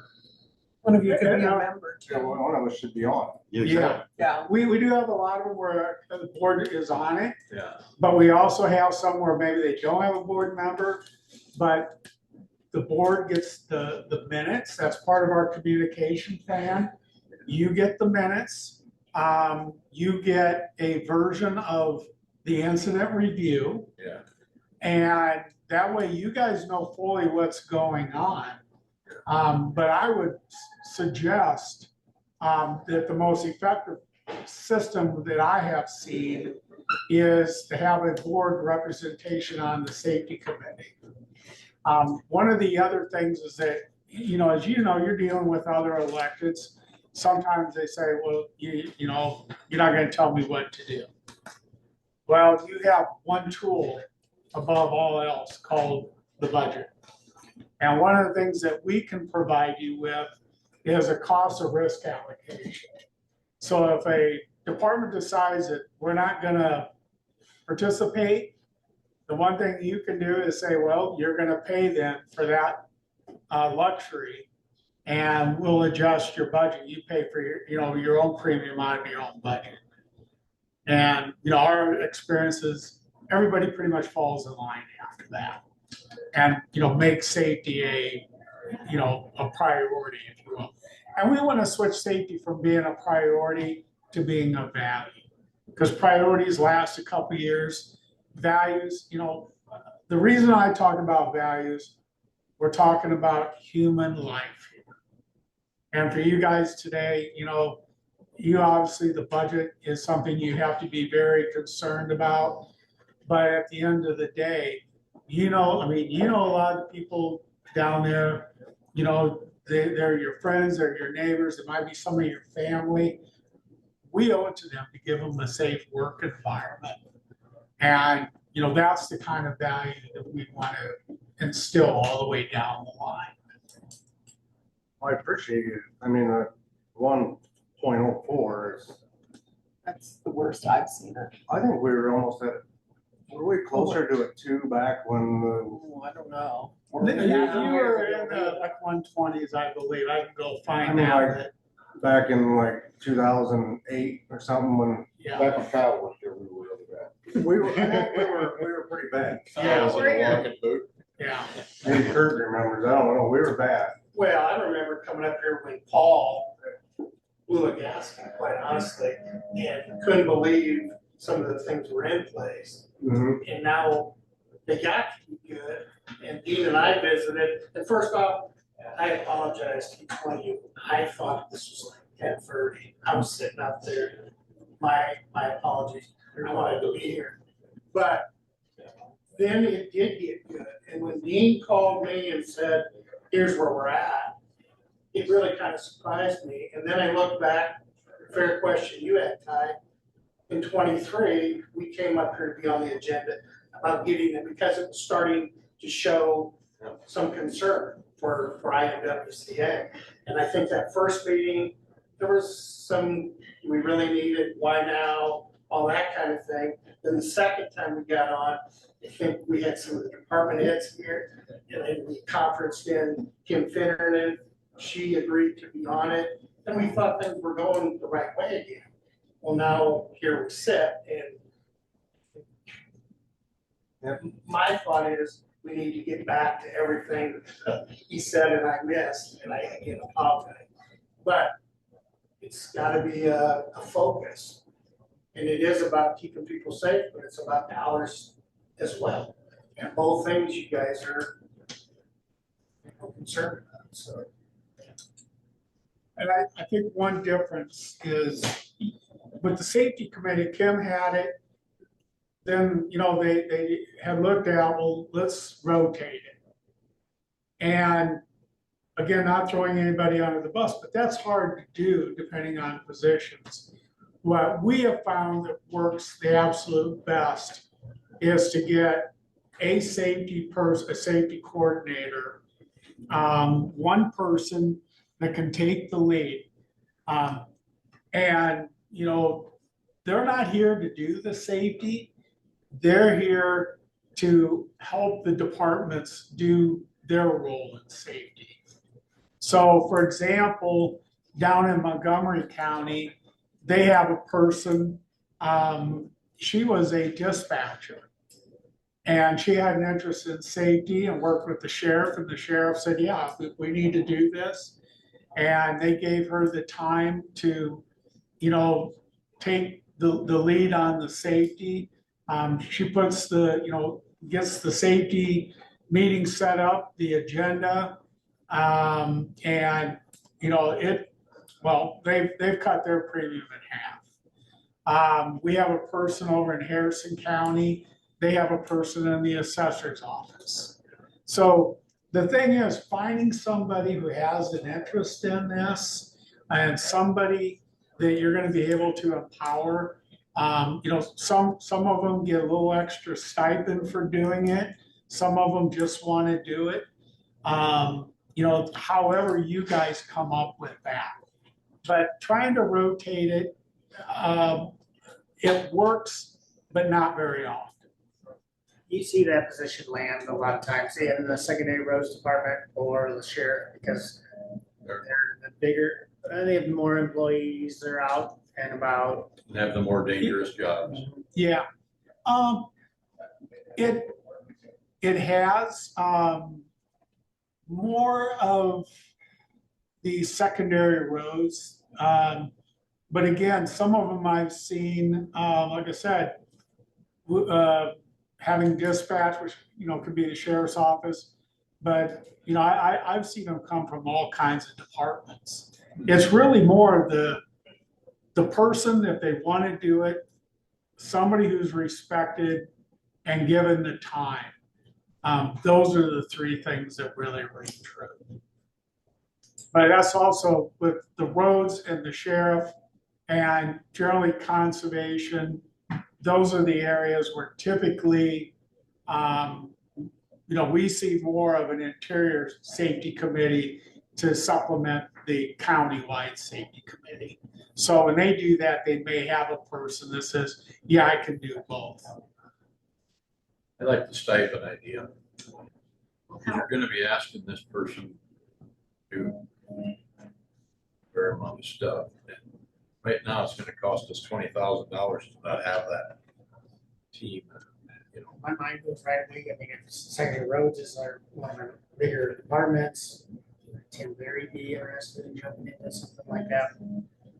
That's what I was thinking. That was, Well, Yeah. And whoever things to discuss. And whoever you pick, I mean, I'm gonna work with them. I'll get them up to speed the best we can. You know, but the big thing is, don't force anybody that doesn't want to do it. Yeah. I've seen that tried and it fails miserably. If they want to do it, if they're tied to it, generally, those typically succeed very well. But you said you'd be here to help guide. I mean, you've obviously, with your experience on all the counties, have got a plan of attack on specific injury types. This is what we need to do to correct that. I mean, whether it's broken legs or whatever the case is. I mean, those are, I mean, obviously, we're gonna need guidance. Yep. What's the best way to circumvent that type of injury? Or what are we having the most of? And I, run all that. That's why, like, the secondary roads with the second, we set up that safety committee. That's where incident analysis becomes really important. Because I can sit there and say, well, you have a lot of big, leg injuries, but those leg injuries can come off of 3 different causations. What we really got to figure out is what's generating that causation. Was it somebody who went to do a job that physically, should have been done mechanically? Let's wait, let's bring in a loader versus, I'll try to lift it. Was it somebody in a hurry? Was it, was it maybe equipment failure? We just had, not here, but one large claim where we had a guy never been trained, told him to work on a piece of equipment. He didn't understand lockout, tag out. He significantly, severely injured his hand. And the whole thing there is, well, obviously you don't stick your hand in there. Well, the thing is, if no one's ever been trained on that, it's not always apparent to everybody, So how often does the safety committee get together? Is it Monthly. monthly? Should be monthly. Are we doing it monthly? They're trying to. It kind of gets rescheduled, and that's what we got to get rid of. It has to be, we're going to do on this date, we're going to meet. You come to every monthly meeting? Huh? Do you come to every monthly meeting or not? We've been coming to quite a few. Bill was coming. Bill was coming, or I did. You'll see me at least 4 of them, and probably more to get you started. Okay. So, But even to zoom in for questions helps. I'm always, That's the thing. If we're having a specific injury, how do we, like you were just explaining there, how do we correct that mindset that's creating that injury? and I'm gonna, again, that's gonna also be part of the training that we're gonna do. We do training, we do webinars that anybody can come to. We have a 1-day safety university where you can talk to other people as well. Networking sometimes is one, like I talked about those other counties, talking to them about, hey, how'd you guys do this? Yeah, that's all. And you're saying that that's the courthouse safety committee is different than the secondary road safety committee? They're 2 separate? 2 separate, because we need to get, right now, roads is where your losses are at. So that's where we're gonna put a lot of emphasis. But at the same time, we're gonna grow both safety committees simultaneously.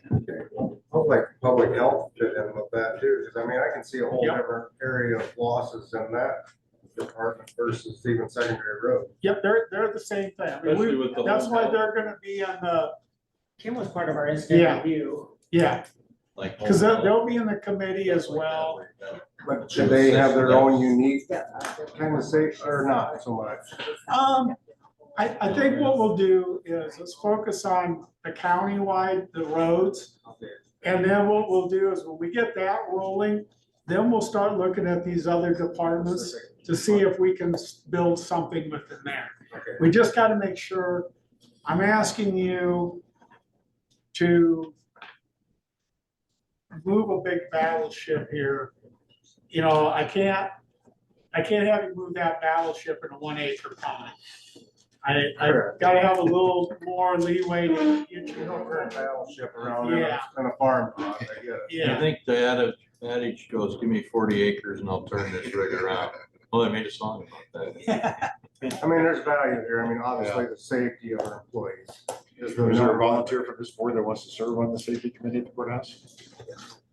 Well, I mean, But either, Tapped. I'd be willing to. Okay, Kyle, will be over Probably. I have a lot of. Know the ins and outs of it more than anybody else. next meeting, I guess, make sure Kyle gets an invitation. but one thing we do have, we require, I'm sorry, is that here's the agreement. We ask that you sign it. It tells us that you're agreeing to commit to this and lays out, you know, the expectations. And, you know, with that, then we, you know, once it's signed and we receive it, we can move forward. So we have to have that on us and take action. And you don't have to sign it today. You guys can review it. We'll put it on there. And then it's still take action. Yeah. Must be signed and returned by January 19th. We can The fact that we want to do this. Yeah.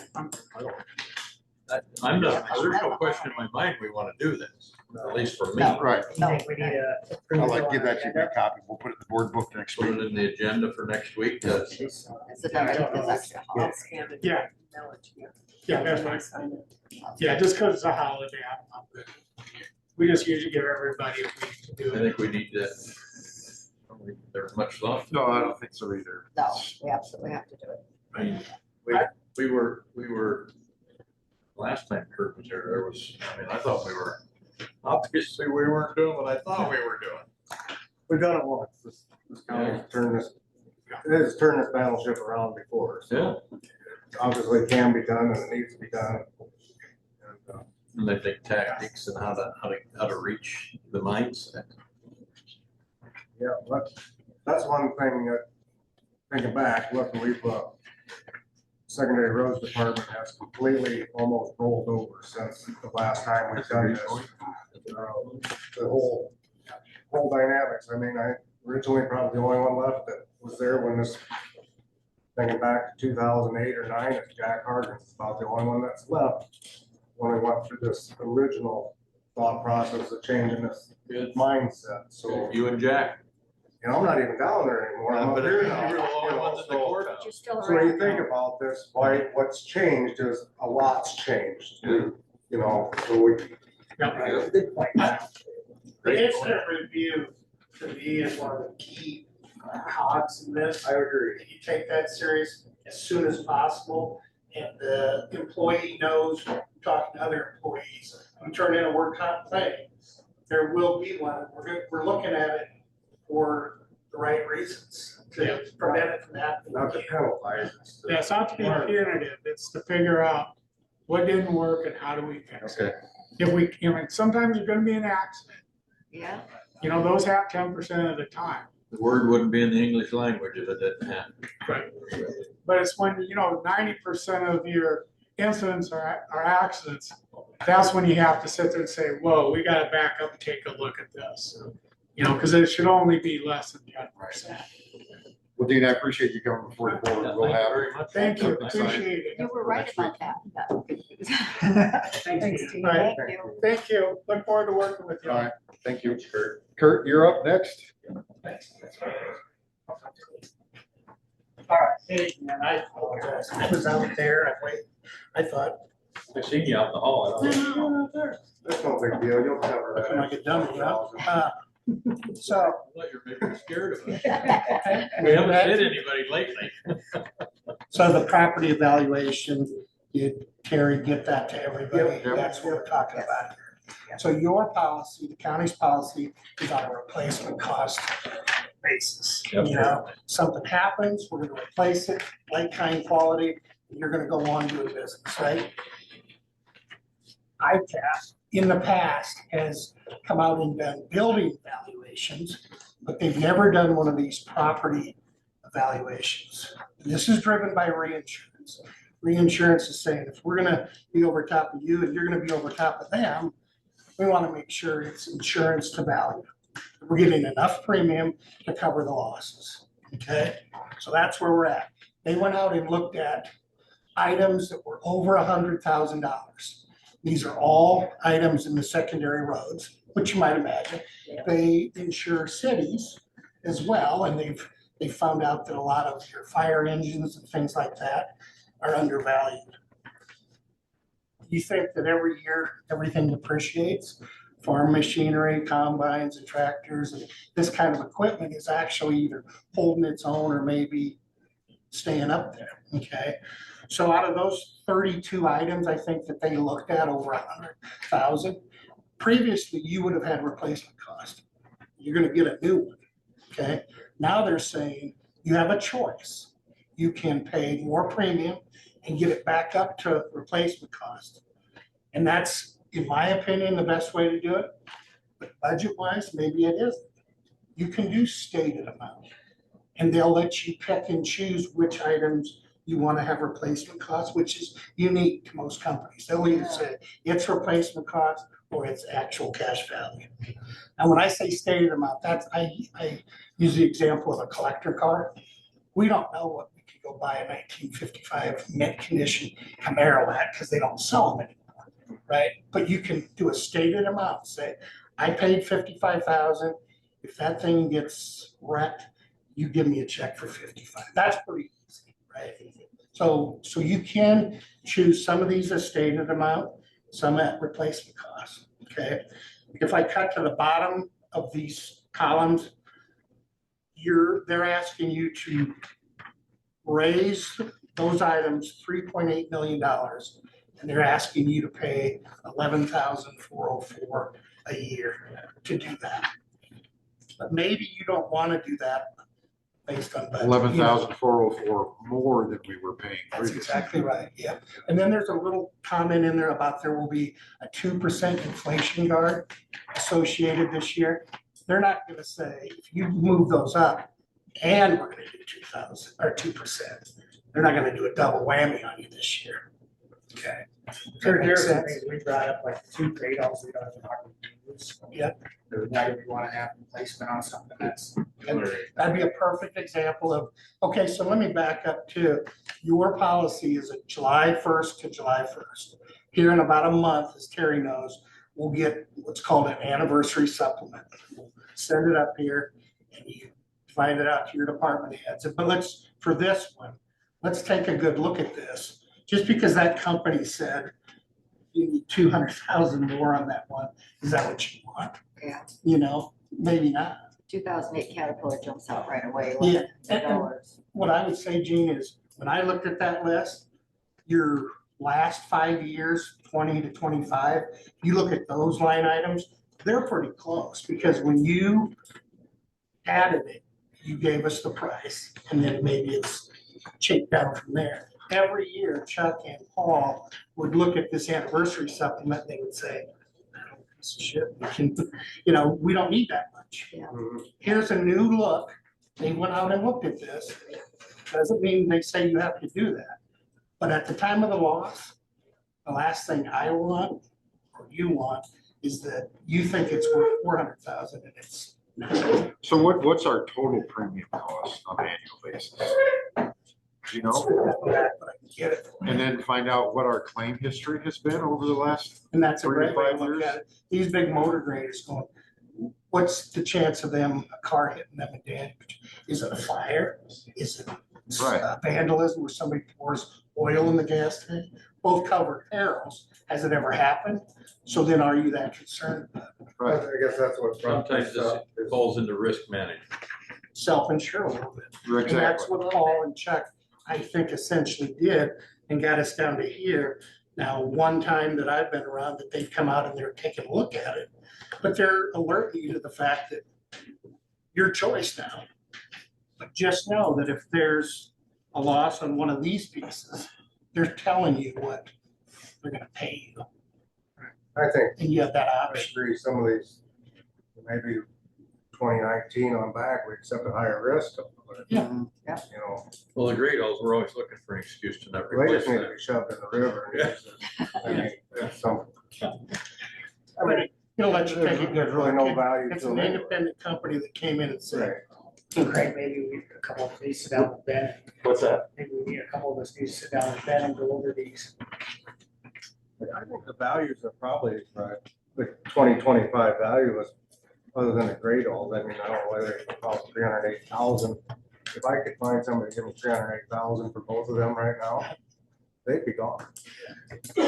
So Kurt, if you have that information, deliver just it. bring it back next week. We'll have it back on the agenda. In the meantime, I'll talk to Ben and go over this list. Yeah, find out what we're paying, Right. Yeah, $11,000 more. $11,000 more. And I called Megan on this, who wrote this letter, and she said, no problem, a lot of counties do the stated amount. But again, this is to let you know where we're at. We don't want no surprises if there is a loss. Right. So you still get to choose. It's not, it's this way or the highway. Okay. You know? Just see Okay. See you next week. Thanks. Thank you. Thanks, Kurt. Appreciate it. Get crowded out of the room, Kurt. Have a good day. Let's should move on to Ted and the compensation board recommendations. Come on up. Thank you for coming, sir. Good morning. Good morning. Morning. You've got quite the folder. Compensation board is well represented here.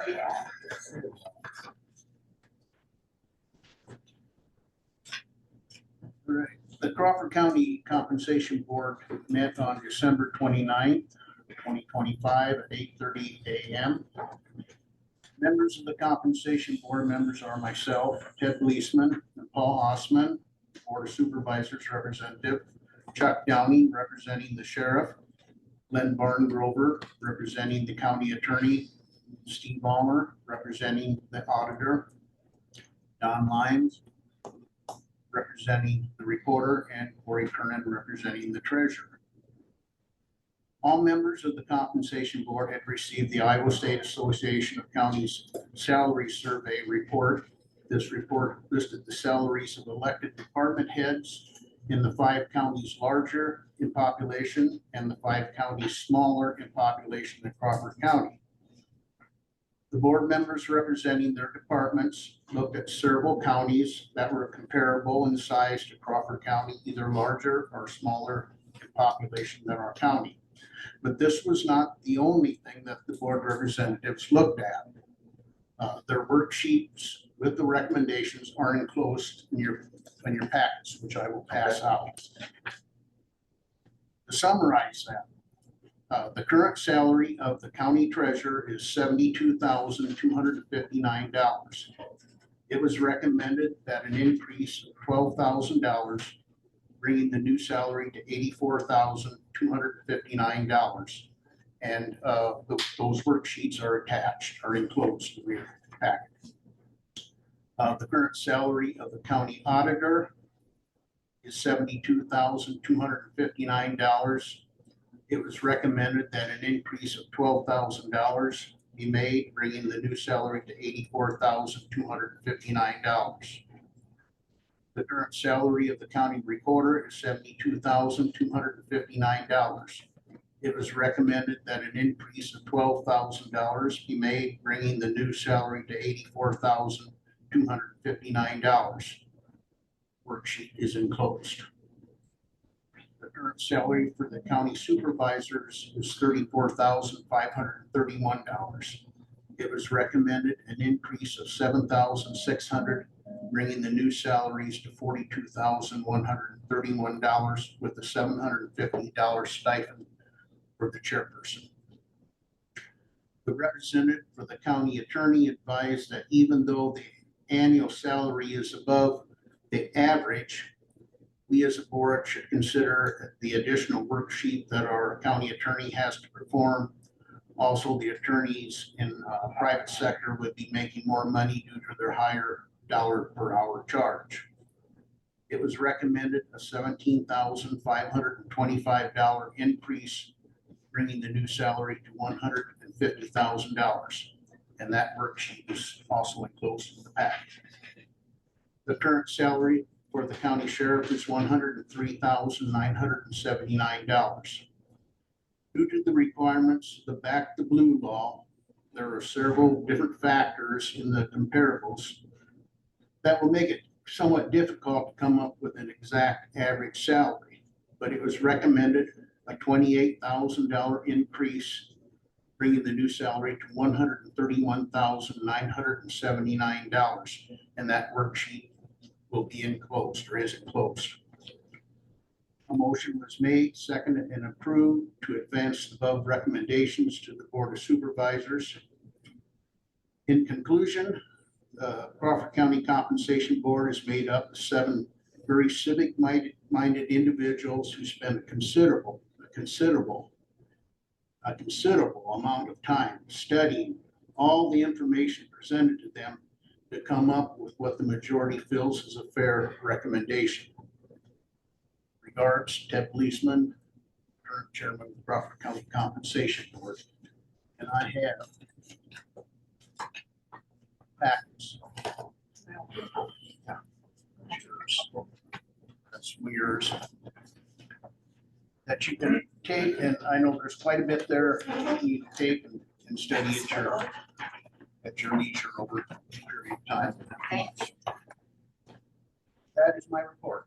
Ted, thank you for the time that you put in and everybody from every department head. So we appreciate the time and effort. It's a that you good put in. board and they all work very, very hard. And we will be discussing with each department head when we go through the budgets. So thank you. Appreciate the input. Thank you very much. A lot of information to digest. Thanks, everybody. Yeah.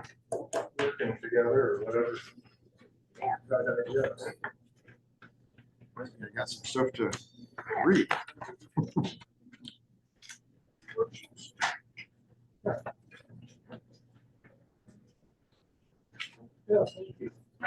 We'll move on to the alcohol license renewal for the New Country Pumpkin. Is an order on that? Our packet.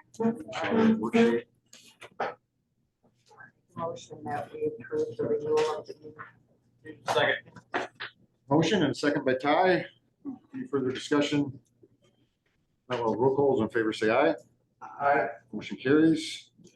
On a resolution 2026-7, transfer funds from general to special revenue. That was in our board packet also. Chance to see that.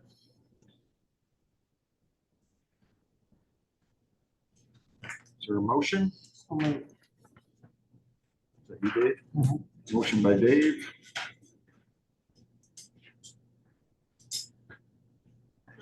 Second by Kyle. Sure. Seconded. I did. What's total amount? 26,250. So it's the contracts, putting them into their own fund, the contracts the sheriff has with the cities, other cities. Okay. Cities in our county. I missed it in the packet, that's why.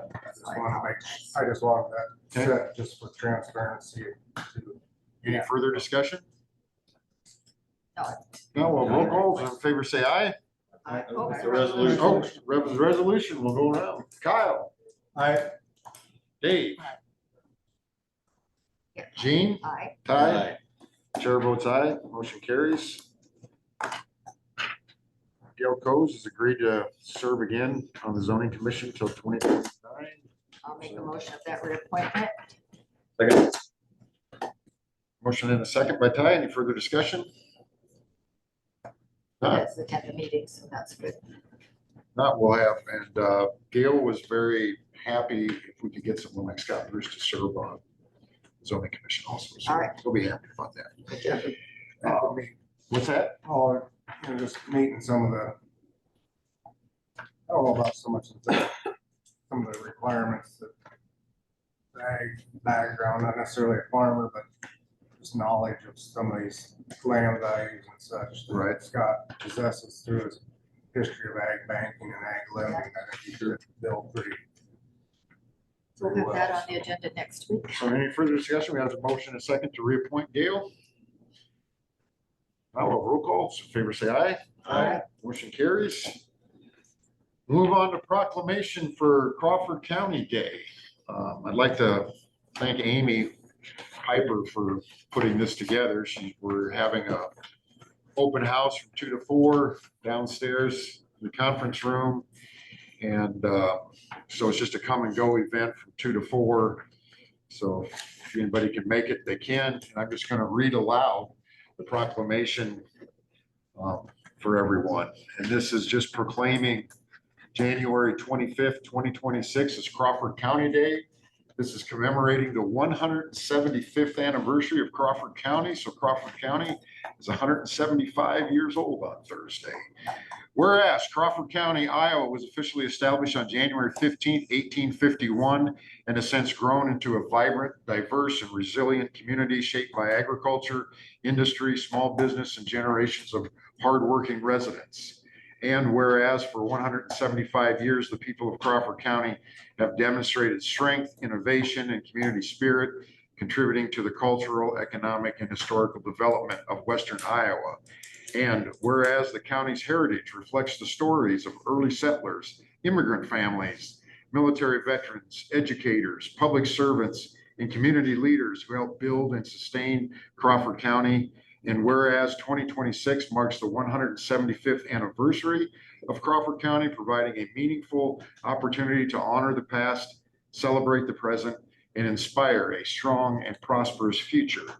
And whereas the Board of Supervisors recognizes the value of commemorating this historic milestone and encouraging countrywide, countywide participation in celebratory events, educational programs, volunteer initiatives, and community gatherings throughout the 2026 calendar year. And whereas a year-long celebration will highlight the county's history, strengthen community pride, and foster engagement among residents, organizations, and visitors alike. Now, therefore, be it resolved that the Crawford County Board of Supervisors does hereby proclaim January 15th, 2026 as Crawford County Day in recognition of the 175th anniversary of Crawford County, Iowa. And be it further resolved that the board encourages all residents, businesses, schools, and community organizations to join in celebrating Crawford County's rich history and to participate in anniversary-related activities throughout 2026. In witness thereof, we have hereunto set our hands and caused the seal of Crawford County to be affixed this day of 2026. All right, very nice. I'd make a motion that we accept that proclamation. Motion by Ty, I'll second Gene that. second. Any further discussion? None, all in favor say aye. Aye. Motion carries. Thank you, Amy, for all you Hey, did. that was amazing. Thanks, Amy. That was, you got every word that could be said about it, so we'll all be Good. together on Thursday to Well, celebrate. hopefully we have an intern, so. I'll be there. That was well said. Great. So move on to next citizen input. Anything? Gordon, Corey?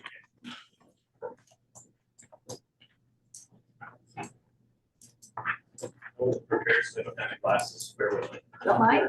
Yeah, We have plenty of parents. Everybody's got an Yeah, override. right. This isn't too bad. I might be fast. So I'm Corey Turner, representing the county treasurer, Sherry Nettleman. Crawford County has a population ranked 47 out of 99 towns. Sherry's salary of $72,259 currently ranks 80 out of 99 towns. Sherry works tirelessly to help the county make money through its CDs. She negotiates with several banks to get the best rates. In fiscal year alone, through her hard work, Crawford County made $658,488.31 in interest. Something else to take note, many counties do not have a driver's license station and very few handle CDLs. For fiscal year 2024-25, not counting property transactions, Sherry's office of only 7 employees, including her, at the following statistics: driver's license / motor vehicle statistics only. Average of 157 transactions per day, average of 783 transactions per week, average of 3,391 transactions per month, average of 40,697 transactions for the year, up 2,178 transactions from the previous year. Of these transactions, $303,946 was money collected and kept for the county. This was up from $7,980 from the previous year. All monies processed for the previous year was $57,410,741.29. As you can see, there were a lot of transactions processed by a total of 7 cross-trained employees. Taking into consideration the above information, the fact that our salary ranks 80th out of 99 counties in Iowa, we feel that $12,000 is a fair raise. Breaking this number down, 8,000 of it would be simply to move her up comparably to other counties of like population. The other 4,000 would be a remainder to help her keep in line with other counties next year. Once the treasurer is moved up to where she justifiably and statistically belongs, future raise requests would be lower. It's been brought up many times that Crawford County has a lot of poverty. This is no different than what was said about Denison. I mentioned this because the city of Denison did a wage comparison study for their employees and department heads, and as a result, many of those were well below the average. But many of those that were well below the average were given large raises, move them close to where they belong. And the city of Denison still balances their budget. This is due to leadership in place and value placed upon the employees by the city council. In conclusion, Crawford County is in a solid financial position to move Sherry up to comparable salaries. We are not asking for the Crawford County treasurer to be anywhere near the top, but just enough to be what is considered fair. So some of the other raises that were non-elected officials, hires or startup raises were your IT assessor, your county engineer. Some of these may or may not have been just checked by Google to see who, what the average is for hiring an employee, but those were given substantial wages to start out with. Another thing that I don't have the stats yet is a lot of counties have moved from 5 to 3 supervisors. So that's in itself would save the county about.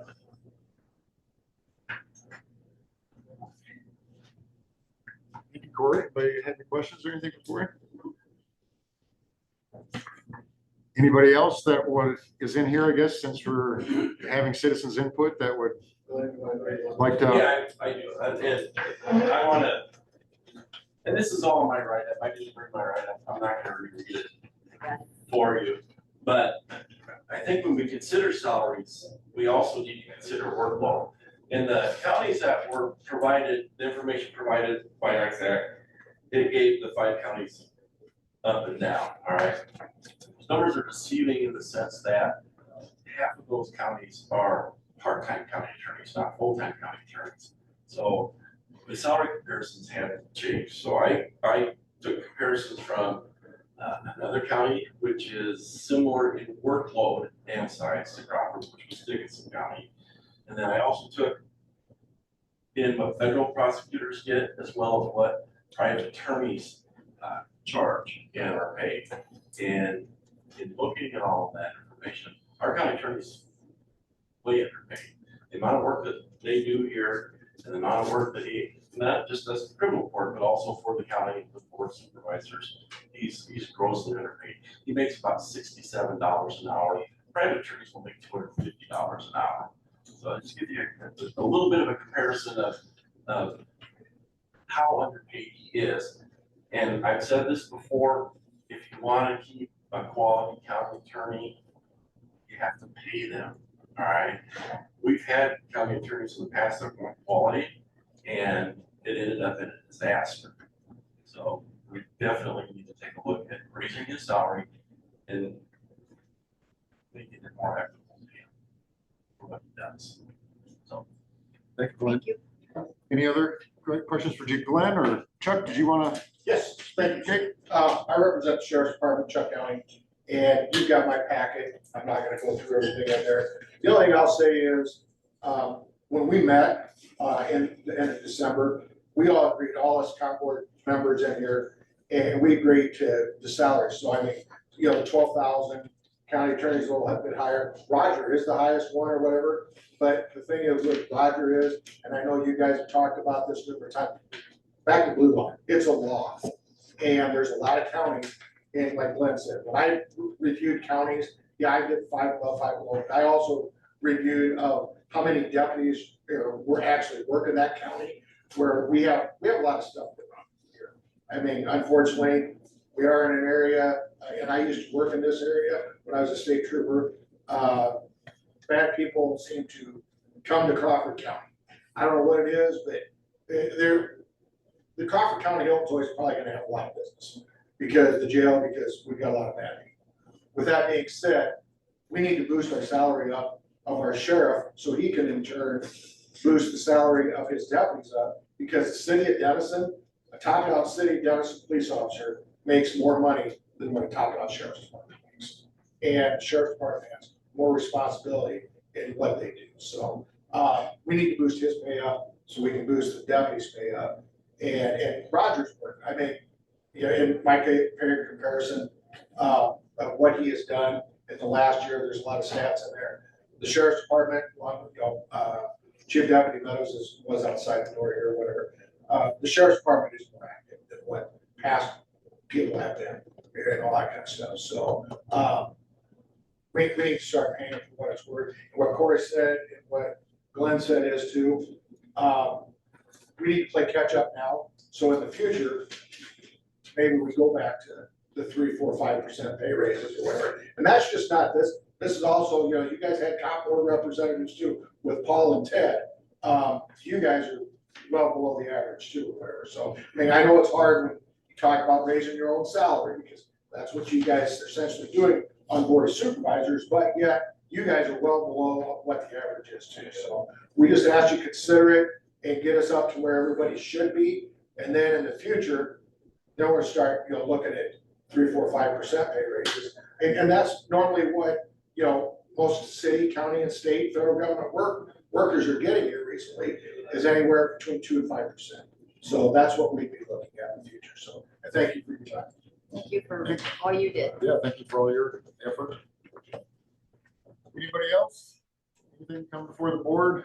Anybody on Zoom land have any input? I feel pretty disheartened. I don't see our normal people. Unless you're on vacation. Well, I'm sure they're not at the state house. So it was that day. Yes, you're right. It's You're right. state today. If not, I'll entertain a motion for adjournment. So moved. Motion by Cal, second by Gene. All those in favor say aye. Aye. Stand adjourned.